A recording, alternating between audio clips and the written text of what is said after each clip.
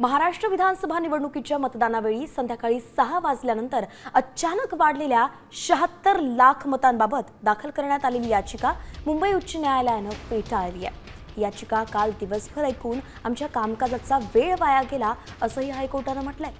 पण ही निवडणूक प्रक्रिया खरोखरच पारदर्शक झाली का यावर वंचित बहुजन आघाडीचे अध्यक्ष प्रकाश आंबेडकर यांनी 3 सवाल उपस्थित केले। या निर्णयाविरोधात आम्ही सर्वोच्च न्यायालयात जाणार असल्याचंही ते म्हणाले। आम्ही जे असणारं जजमेंट्स दिल्या त्या लागू नाही म्हणून असणाऱ्या एकाच ह्याच्यामध्ये त्यांनी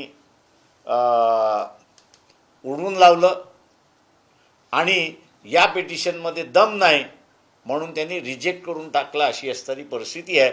वेळ घालवण्याच्या ऐवजी मी असं म्हणेन की कोर्टाने तपासण्याच्या ऐवजी भलत्याच कुठल्या तरी प्रश्नावरला धरून त्यांनी असणारं हे रिजेक्ट केलेलं आहे।